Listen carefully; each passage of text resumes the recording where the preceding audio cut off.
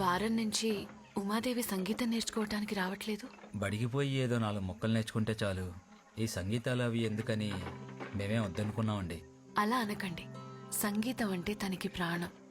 సాధన చేస్తే చాలా పై స్థాయికి వెళ్తుందని నా నమ్మకం. ఖర్చవుతుందని మీరేమీ ఆలోచించకుండా రేపటి నుంచి పంపించండి. అన్నీ నేను చూసుకుంటాను. అలాగేనండి. రేపటి నుంచి ఉదయాన్నే వచ్చేయాలి ఉమాదేవి. అలాగే నీలాంబరి టీచర్. కనిపించలేదు వేదా. వేదా ఎక్కడ కాలు రాలేదు వేదా. మా పాదఘట్టం పిల్ల దేవఘట్టం మీకు ఏమైనా కానొచ్చిందా బాబు? కనిపించలేదండి. అయ్యా, దారిలో మా పాదఘట్టం పిల్ల ఏమైనా కానొచ్చిందా అయ్యా? లేదండి. అయ్యా, మా పిల్ల దేవఘట్టం ఇంకా పాదఘట్టం కాలేదు స్వామి. మీరేమైనా చూసారా? లేదే. గురుకులంలో చూసారా? చూసాం స్వామి. సాయంత్రమే వెళ్ళిపోయిందన్నారు. ఎక్కడ కాన రాలేదు. వర్షం కదా, ఎక్కడైనా ఆగిందేమో. ఎంత ఇబ్బంది అయినా సమయానికి వచ్చి మా వనదేవతకి దీపం వెలిగించి తనే మంత్రం చదువుద్ది స్వామి. సరిగ్గా వర్షం కురుస్తున్న రాత్రి ఏం దొరికిందన్న గుంట. ముందెవరు వెళ్దాం? రేయ్, ముందు నేను వెళ్ళి రుచి చూసొస్తా.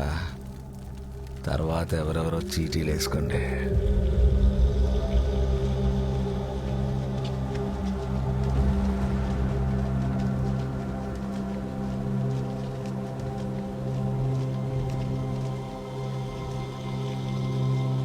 అమ్మా గట్టమ్మా, దానికి నీ పేరే పెట్టుకుంటుమే.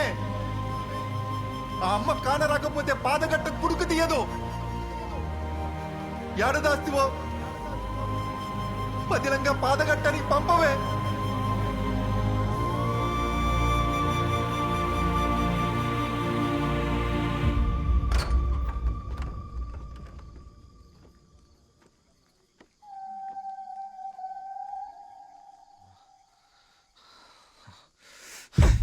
రేయ్, అది ఇక్కడ లేదురా, తప్పించిపోయింది. వెళ్ళెత్తుకండి. రేయ్, వెతకండి రా.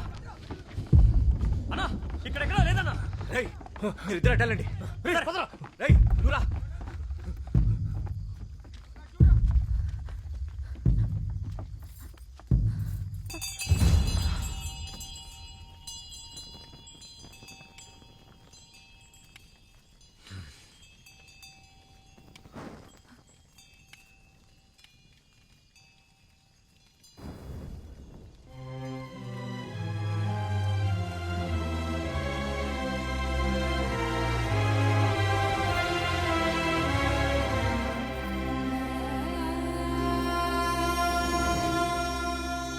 దీపం వెలిగించాల్సిన దేవఘట్టం అవి. దీపం ఆర్పకూడదమ్మా.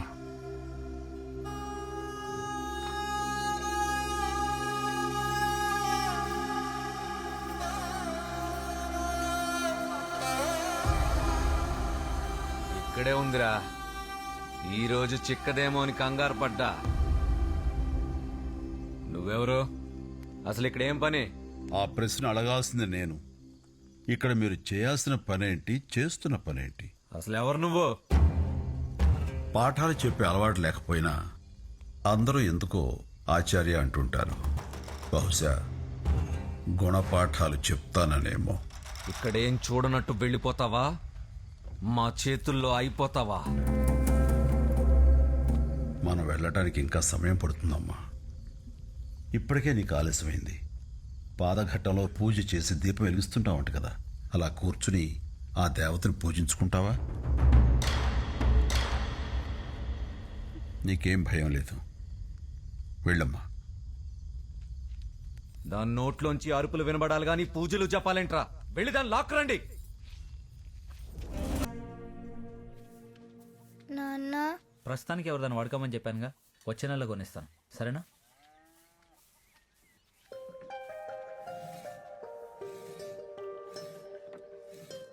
మా ఉమాదేవి ఎప్పుడూ నవ్వుతూ ఉంటుంది కదా, ఈవేళ ఏమైంది? ఒక ఫ్లూట్ కొనిమ్మని అడుగుతున్నాను నాన్నని. ప్రతిసారి తర్వాత అంటున్నాడు. మా ఫ్రెండ్స్ అందరికీ ఉంది, నాకే.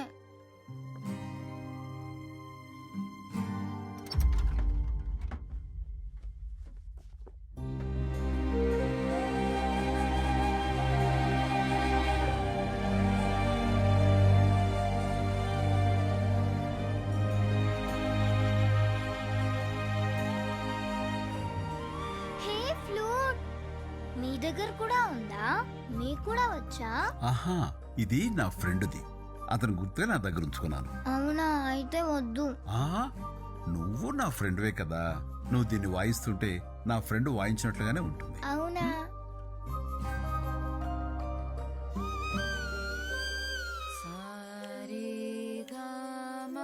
నీలాంబరి పెళ్లి గురించి ఏమైనా ఆలోచించేదుందా? మీరే గట్టిగా మాట్లాడి ఓ నిర్ణయం తీసుకోకపోతే అది అలాగే జీవితాంతం ఎదురు చూస్తూ ఉంటుంది.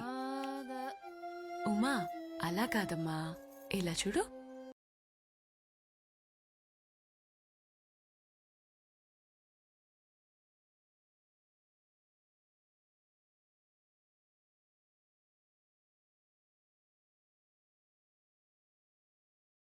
ఎక్కడిది ఉమా? ఎవరిచ్చారు నీకు? పక్కింటి ఫ్రెండ్ ఇచ్చారు.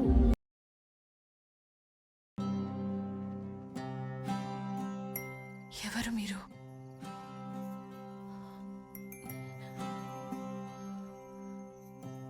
ఇది ఎక్కడిది మీకు? ఇదెవరిచ్చారో చెప్పండి. సిద్ధ. సిద్ధ తెలుసా మీకు? ఈ ధర్మస్థలిలో ధర్మం అణువణువునా వ్యాపించుంటుందని సిద్ధ చెప్తుండేవాడు. కానీ ఇప్పుడు ఆ ధర్మం ఏ కోసైనా కనపడటం లేదు.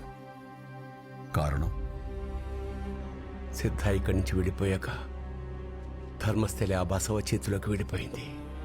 వాడు చేసే దుర్మార్గాలకి పాదఘట్టం వారు చెప్పే ధర్మం కనుమరుగైపోయింది. రేపే ఘట్టమ్మ తల్లి రథోత్సవం పాదఘట్టం వారి చేతుల మీదుగా జరగాల్సిన మహోత్సవం. ఆ మహాకార్యాన్ని కూడా పాదఘట్టం వారితో కాకుండా ఆ దుర్మార్గుడి చేతుల మీదుగా జరిపిస్తాడు. రథం మీద ఉన్న ఆ తల్లి ఇదంతా చూస్తూ ఎలా ఊరుకుంటుందో నాకు తెలియదు, కానీ దాన్ని చూస్తుంటే నాకు మాత్రం గుండె చప్పుడు ఆగిపోతే బాగుండనిపిస్తుంది. ఎలా చేయించుకుంటుందో ఆ తల్లి.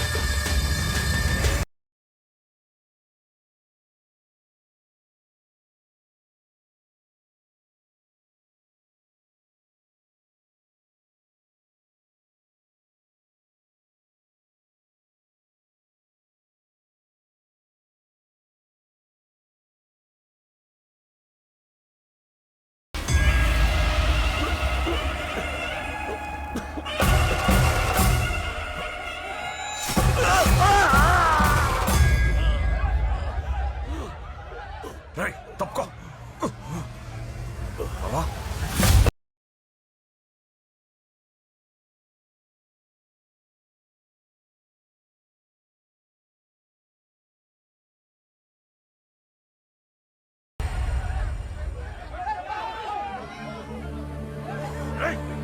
ఏం చేస్తున్నారా?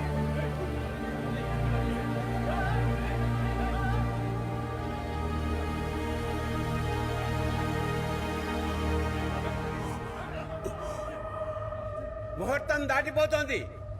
ఊరేగింపు ప్రారంభం కావాలి. రక్తం చెందిన హస్తంతో లాగడం అపచారం. రథాన్ని ఇంకెవరైనా లాగాలి.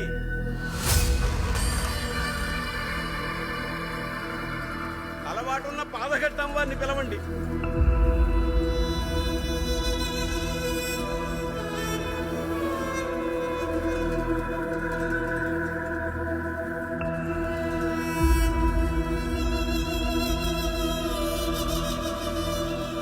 సమయం దాటిపోతోంది. పాదఘట్టం వాళ్ళు రావాలి.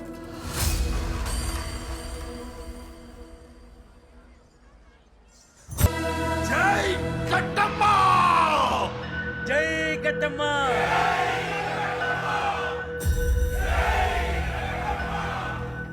జై కట్టమ్మ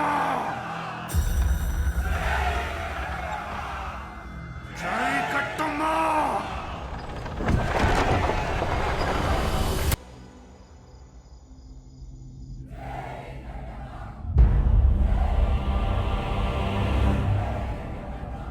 అక్కడ రద్దీలో ఏదో గీసుకొని ఉంటుంది బావా.